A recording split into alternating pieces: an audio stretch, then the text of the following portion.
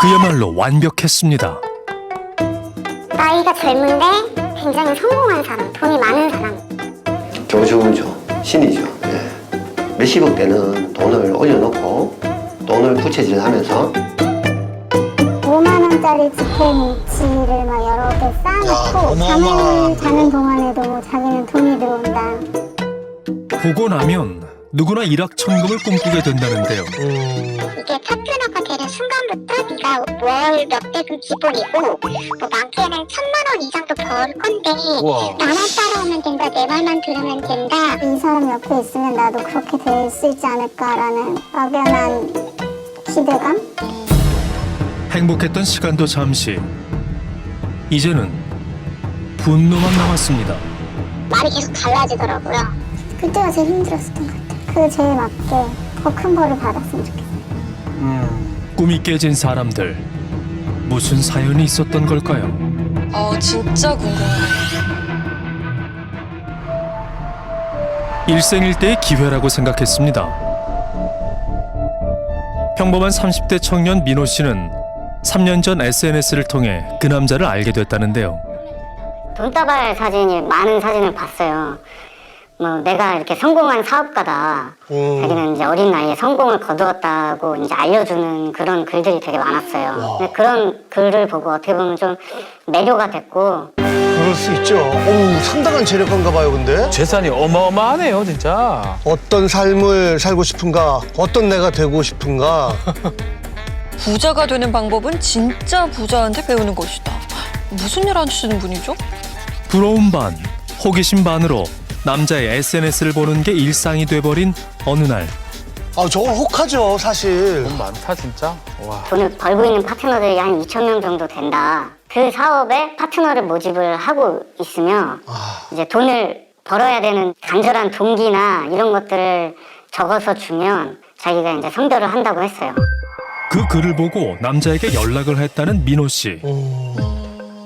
바로 답도 안 오고 며칠 있다가 전화가 왔어요. 뭐 소위 발탁이 된 것처럼. 근데 이제 무슨 사업인지는 알려줄 수가 없고 돈을 입금을 해야지만 알려준다고 이제 그때 그러더라고요.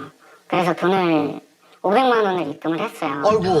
돈을 입금하라고? 이게 좀 이상한데, 좀. 500. 와. 돈을 입금하고 얼마 뒤 한 대화방에 초대됐습니다. 그 밴드방에 들어갔더니 그 짝퉁 사진들이랑 그 홍보글들이 있더라고요. 그리고 단가도 나와 있었고 그 글들을 퍼다가 날르라고 하더라고요. 불법이 아니냐고도 물어봤더니 짝퉁 제품을 제조를 해서 판매하는 게 불법이지 SNS상에 올려서 판매하기만 하는 거는 불법도 아니고 이런 것까지 뭐 잡지 않는다. 아니, 그 사업이라는 게 흔히 말하는 모조품, 즉 짝퉁 물건을 판매하는 거였어요. 그 불법 아닌가요? 제조하고 판매 모두가 불법이고 처벌될 수가 있는데요. 모조품 알고서 판매를 했으면 사기죄가 되고요. 모르고 판매하더라도 뭐 부정경제방지법, 상표법 위반이 될 수 있습니다. 당시에는 미심쩍었지만 불법이 아니라는 남자의 말을 믿고 사업을 진행했답니다. 사진으로 보면 그럴듯해 보여요. 최상품의 퀄리티라고 하고 또 정식 공장에서 제조했다고 하고 그러면 혹할 수도 있죠. 그럼 선생님 하신 이 사업은 좀 잘 됐어요? 어땠어요? 사실은 연락도 그렇게 많이 오지 않고 판매를 이제 한두 건 하기는 했는데 할 때마다 항의가 오더라고요. 응? 그러니까 정품급이라고 해서 좋은 퀄리티라고 해서 샀는데 실제로는 그렇지 않다. 제품 각인이 떨어져 있다 그런가 주름이 져 있어서 이거는 사용할 수 없다. 그러니까 환불을 해달라고 해서. 하지만 남자의 말과 달리 환불 요청에 시달리기 일쑤였다는데요. 아유. 놀랍게도 비슷한 경험을 한 사람들이 더 있었습니다. 저는 처음에 200만 원. 저는 300냈습니다. 저한테 400을 얘기하더라고요. 입금 금액이 굉장히 다양하네요. 당시 환불 요청에 시달리다 본인이 직접 물건을 구매해봤다는 미 씨를 만났습니다. 되게 유명한 제품 아니에요? 이게 겉으로 봐서는 정품이랑 그냥 사진으로 봐서는 뭐가 틀리지라고는 안 보이는데 열어보면 여기 이런 나사 부분이 다르거든요. 이게 간격이 더 좁고 더 좀 넓어요, 구멍이. 확실히 다르네요. 아, 이게 나사 모양이 다르네요. 자, 정품은 지퍼가 없는데 모조품은 보시는 것처럼 지퍼가 있습니다. 저런 제품을 받으면 화가 날 것 같아요. 그 남자 뭐라고 했을까요? 그냥 뭐 차단해버려라. 어허. 정품이 원래 이런 거다. 정품 보고 와서 뭐 얘기하라 그래라. 네? 이런 식으로 하고 오히려 연락이 안 되거나 카톡을 보내도 싫거나 계속 뭐 같이 할 수 없다 이러면 하지 말아라. 이후 남자는 연락을 회피했고 미 씨는 사비를 털어 환불해줬답니다. 도대체 피해자들은 왜 그 남자를 믿었던 걸까요? 잔고 증명서를 그때 한번 올렸었어요. 금액이 한 65억 정도 됐던 것 같아요. 65억이요? 그래도 이 사람은 진짜 사업을 하는 사람이겠다 생각이 되더라고요. 또 라이브 방송을 한 번 했었어요. 지금 부산 가는 중. 근데 택시 그 매다기를 또 찍어요. 뭐 60만 원 찍혀 있는 거. 그러니까 자기는 이렇게 60만 원이 나와도 이걸 지불할 정도 재력이 되고 난 이런 사업가다 막 이런. SNS를 통해 끊임없이 자신의 재력을 과시하고 사람들과 소통하는 모습에서 신뢰가 쌓였답니다. 게다가 스토리텔링이 되게 잘 되어 있어요. 어렸을 때 축구 선수, 국가대표 축구 선수였는데 부모님이 한 12억 정도 빚을 져가지고 국가대표 일을 포기하고 돈을 벌기 시작해서 지금 부모님 빚도 다 갚아주고 본인이 이제 뭐 건물이나 뭐 부동산 투자 이런 거를 할 정도로 성공을 했고 소위 말해서 어떤 또라이가 이런 거를 거짓말로 이렇게 다 써놓을 수 있겠냐. 실제로 올린 글인가 봐요. 아파트에서 빌라로, 빌라에서 비닐하우스로. 네, 뭐 굉장히 자세하게 지금 적혀 있잖아요. 성공하려는 이유, 가족. 뭐 이거는 사실 거짓말하기 좀 어렵잖아요. 이제 SNS에서 경제적인 부나 재능 그리고 인맥을 많이 과시를 했거든요.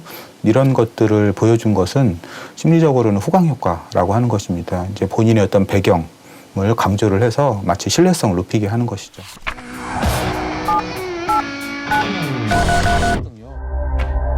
취재 도중 그 남자에게 또 다른 투자를 했었다는 피해자를 만날 수 있었습니다. 종로에 있는 자기 삼촌이 금은방을 7개 한대요. 예를 들어서 뭐 금리발, 그 반지, 뭐 이런 다편화된 금들, 휴대폰 안에도 금이 일부 들어가 있잖아요. 컴퓨터 안에도 금이 들어가 있잖아요. 그런 금들을 모아서 금막대를 만들면 돈을 벌 수가 있다고 했죠. 네, 그래서 삼촌이 연결해줘가지고 계속 이제 사실 이거 2년 넘게 하고 있는 거거든요. 제 재산 중에 80% 이상은 다 이걸로 번 거니까. 짝퉁 그거 해갖고 저는 돈 버는 었다고 생각하고 있었는데. 그거는 이제 소소하게 그냥 월 한 3천 정도씩 번 거고 이제 제가 이제 목돈을 번 건 이제 이거죠. 예를 들어서 뭐 대표님처럼 뭐 알고 지낸 지 좀 됐고 이제 신뢰가 좀 쌓인 관계는 뭐 바로바로 그냥 고민 없이 갖고 이제 이거는 이제 완전히 그냥 신뢰 싸움이니까. 갑작스런 투자 제안에 고민했지만 실제로 수익을 봤다는 지인의 말을 믿고 투자를 결심했답니다. 6,500만 원 저희가 투자를 했죠. 네. 아이고. 저하고 같이 일하는 이사님께서 중간에 상황을 보더니 나도 하고 싶다. 그분이 1,500만 원, 제가 5천만 원.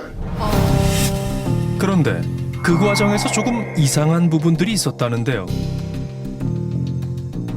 5만 원권을 다발로 돈 봉투, 큰 봉투에 담아서 검은 비닐에 그 봉투를 싸서 달라고 하더라고요. 그래서 좀 이상하긴 했지만 자기 딴에는 세금 문제나 뭐 그런 게 있었지 않나라고 그렇게 생각을 했죠. 현금으로 투자금을 달라고 하는 건 진짜 좀 수상하죠? 그쵸. 이거는? 많이 수상하죠.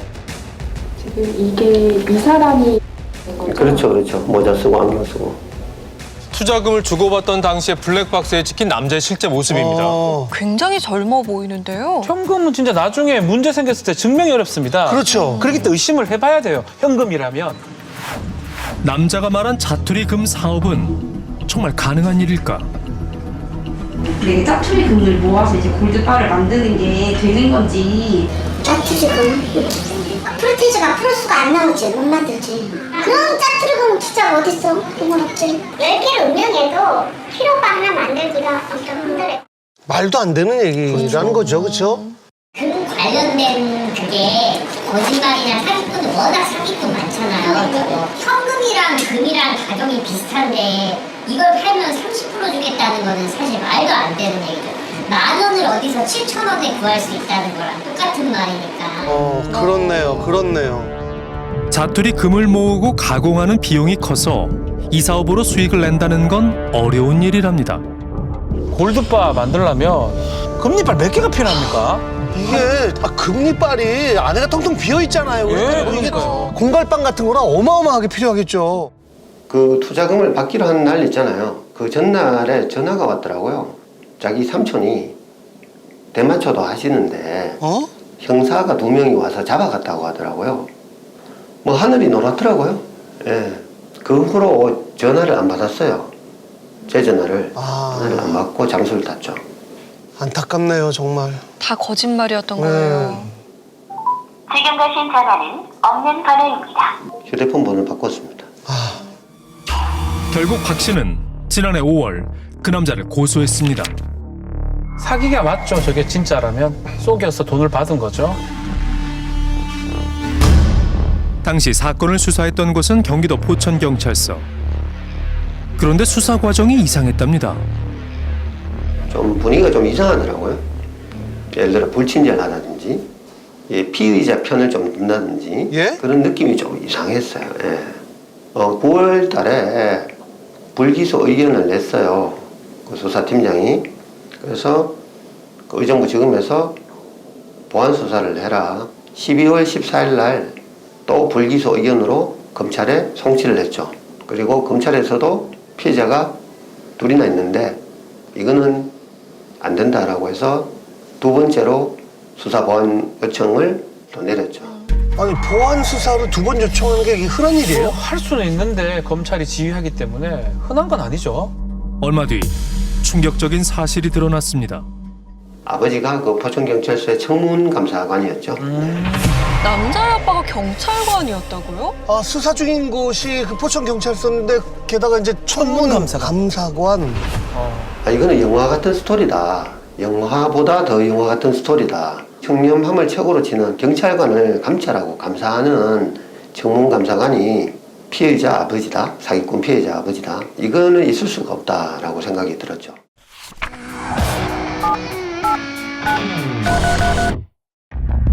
남자는 평소에도 본인의 아버지가 경찰관이라는 걸 아주 공공연하게 말하고 다녔다는데요. 그래요? 자기가 뭐 양주 황태자고 막 그랬었거든요. 굉장히 자부심이 많고 피드에도 많이 올렸어요. 아빠 승진 축하 뭐 이러면서. 아버지가 경찰이니까 절대 사기 같은 거는 치지 않습니다. 자기가 아버지가 경찰이기 때문에 양주바닥에서 그러니까 사기든 뭐든 범법 행위를 할 때 절대로 걸릴 일이 없다. 아버지 자랑할 수는 있겠지만은 저건 좀 문제가 있어 보이는데요. 경찰 아버지를 이용해서 사기를 친 것으로 보이잖아요. 남자의 권유대로 사업을 했을 때 실제로 경찰 아버지의 도움을 받은 적이 있다는 민호 씨. 그게 이제 집에서 살 때였는데 이제 제가 수입이 없으니까 또 짝퉁 판매를 또 하라고 강요를 하더라고요. 그래서 했는데 그게 고소가 걸린 거예요. 아버지한테 얘기를 잘 해봐라. 그러면 이제 어떻게 하는 방법을 알려줄 거다.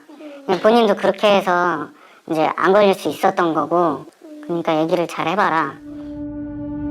반신반의로 남자의 아버지와 통화를 해봤답니다. 그 담당이 어디 사이버팀에서 온 거예요? 아니 경제 1팀 수사관이라고 써 있었어요. 그 경제팀 이름 문자로 넣어줘요. 내가 내일 출근해가지고 네. 얘기를 할게요. 기능범죄 수사팀장은 제가 옛날에 같이 데리고 근무했던 친구예요. 네, 그래서 그 친구 통해서 얘기를 해놓고 네. 거기서 이제 막 자세하게 안 물어보겠죠? 저렇게 얘기를 해요. 그 동대문 시장 가다가 정확하게 위치는 기억이 안 난다. 만나는 뭐 여자친구 하나 주려고 이렇게 했는데 나중에 소용이 없어서 일관되게 그렇게 얘기를 해요. 우와. 안 나오는 확률이 99%예요. 그 정도 가지고 보험 다 내리면 대한민국에서 물려면 안 될 자리였지. 저렇게 하면 제대로 수사가 가능할까요? 게다가 수사 대응 방법들을 굉장히 자세하게 알려주는데 그러면 정말 처벌이 안 되나요? 그렇게 다 했더니 뭐 처음 얘기했던 거랑은 다르게 약식 기소로 벌금이 나오더라고요. 근데 나중에 가서 생각을 해보니까 이게 저를 이렇게 잘 이렇게 무마시켜 주기 위함이 아니고 그 본인 아들과 연루돼 있음을 좀 이렇게 피하기 위한 게 아니었나. 민호 씨는 최근에 다른 사람들과 함께 남자를 고소했습니다. 그런데 그 수사 과정에서도 이상한 점들이 있었답니다. 피해자 진술차 갔는데 포천경찰서라고 하더라고요. 그래서 그 부분이 의아해서 그 진술하면서 그 담당 수사관한테 물어봤어요. 아, 또 포천경찰서에서 수사하는 거예요? 아버지가 경찰이에요. 네. 여기 계세요? 아, 아시네요. 여기 있는지 몰라요. 이 거주지가 양주였어요. 어떻게 이 사건과 관련해서 이 시점쯤에 갑자기 주민등록증 거주지가 여기를 바뀌면서 사건 하달이 일로 돼요? 5월달에 전입 신고했더라고. 네. 5월 20일. 그럼 이 아버지가 지금 여기서 어떤 직책이신 거예요? 여기 수사관 아니고 저기 청문감사관인가? 청문감사관이라고 직원들 감시하는. 아버지가 경찰인 거를 사건 수사하는 분도 알고 있네요. 정말 말도 안 됩니다. 남자는 현재 어디에 살고 있을까? 피해자들과 함께 실거주지로 추정되는 곳을 찾아가 보기로 했습니다. 정황상 남자는 포천에 살고 있어야 하는 거잖아요. 그렇죠. 그렇다면. 여기 있다. 잠깐만요. 여기 있네요. 요거 2대예요. 계신가 보네요. 그러면 집. 저기 저기에요. 약간 빨간 모자. 찾았어요? 네, 그런데 제작진이 남자를 발견한 곳은 포천이 아니라 양주였습니다. 양주. 어떠세요? 직접 보니까 심정이? 여느 때와 다름없는 모습들이잖아요. 아무 일 없었다는 듯이. 혹시나 노심초사하고 있을까도 생각을 해봤는데 그런 게 안 보이고 그냥 한가로운 오후를 보내고 있는 것 같아서 기분이 안 좋네요. 남자의 이야기를 들어봐야겠습니다. 저 안녕하세요. 혹시 되시죠? 저희 MBC 실화탐사대 팀에서 나왔는데요. 네. 저희가 그 한테 사기를 당했다는 제보가 들어와서 몇 가지 좀 여쭤보려고 왔거든요. 그 의혹들이 사실일까요? 궁금하네요. 사업 자문료를 이제 얘기하시면서 돈을 이제 200만 원부터 뭐 500만 원 상당 정도의 돈을 이제 받으신 사실은 있는 건가요? 내가 이 사람들한테 나는 짝퉁을 팔라고 알려준 적도 없고 저는 그냥 좀 이거 핸드폰으로 이제 인스타그램이나 이런 걸로 수익 창출할 수 있는 내가 해보고 내가 돈을 벌어본 방법을 알려주고 본인들이 거기에서 납득을 해서 본인들이 저한테 줬던 돈이지 제가 그거를 뭐 협박을 하거나 뜯었던 거 아니고. 본인이 먼저 그들에게 돈을 요구한 적은 없답니다. 지금 여러 명의 사람들이 같은 질문을 하고 있는데 납득이 안 되네요. 금투자 사업은 어떻게 된 걸까? 나는 그냥 뭐 인도네시아에서 그 금괴 밀수 해와가지고 녹여갖고 다시 찍어내갖고 팔고 난 그렇게 돈 벌고 있습니다. 그렇게 허풍 떤 게 다예요. 그렇게 허풍을 처음에 떨었어요. 투자 받은 적도 없고요. 저는 진짜 베풀으면 베풀었지. 오히려 저는 제가 이렇게 따지면 전 제가 사기당한 것 같거든요. 무슨 소리입니까 이게? 투자금을 받은 적이 없을 뿐더러 오히려 피해를 본 건 본인이고 모든 증거를 경찰서에 제출했답니다. 그렇다면 남자의 주소지는 왜 포천으로 되어 있는 걸까? 저거는 이유가 뭐죠? 저는 주소가 포천이었어요. 왜냐하면 제가 이제 아버지 밑에 이제 오리 이제 이렇게 유통하시는 이제 저희 삼촌이 계신데 그분이 이제 저한테 유통 이거 사업 알려주겠다고 해가지고 거기에 기숙사도 따로 있어요. 어쨌든 아버지와는 상관이 없는 네. 집이 아닌 회사의 주소를 옮겨놨다는 게 좀 이해가 안 되는데요. 사건을 수사했던 포천경찰서는 어떤 입장일까? 공정한 가자 취지에서 그 사건을 좀 더 취합해서 지방청 반부패 경제범죄수사대 그쪽으로 다 넘겼어요. 이관했습니다. 그래서 저희는 내용은 잘 모르고요. 저희는 뭐 답변해 드릴 게 없어요. 논란이 일자 사건을 경기 북부경찰청으로 이관했답니다. 제작진은 남자의 아버지와 어렵게 통화를 할 수 있었습니다. 아들 사건에 문의하신 적이 있으십니까? 내 자식이니까 당연히 문의는 해봤죠. 청문감사관이자 경찰로서 그렇게 아들 사건을 문의하는 게 옳은 방법이라고 생각하시는지요?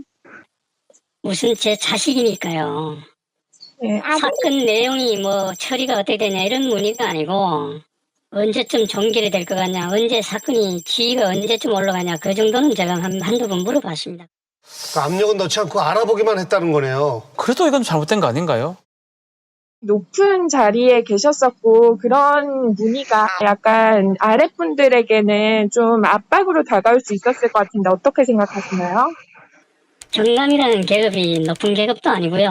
직속 상관도 아니고 전혀 영향력이 없습니다.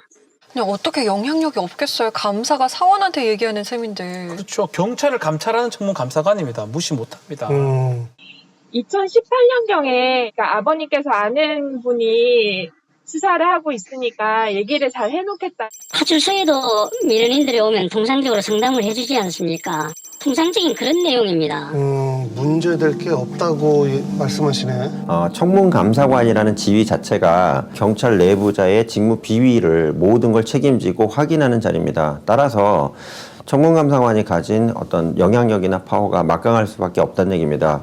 만약에 청문감사관이나 일반 행정관청에서도 감사관의 지위를 가진 자가 이러한 부분에 대해 사건을 좀 도와달라 요구를 만약에 했다면 제가 볼 때는 당사자 입장에서는 거절하기 어려운 상황이지 않았겠냐, 전 개인적으로 그렇게 생각을 해봅니다. 무엇이 진실인지 아직 밝혀야 할 게 남은 상황. 철저한 수사가 필요해 보입니다. 현재 수사 상황은 어떻게 돼가고 있나요? 네, 사건이 불거지면서 해당 경찰관인 그 아버지는 직위 해제가 된 상태고요. 네. 사건은 경기 북부경찰청으로 이관이 돼서 새롭게 증거를 모으고 지금 피해자들을 만나서 수사를 진행하고 있다고 합니다. 철저한 조사가 이루어져서 명명백백하게 진실이 밝혀졌으면 좋겠습니다.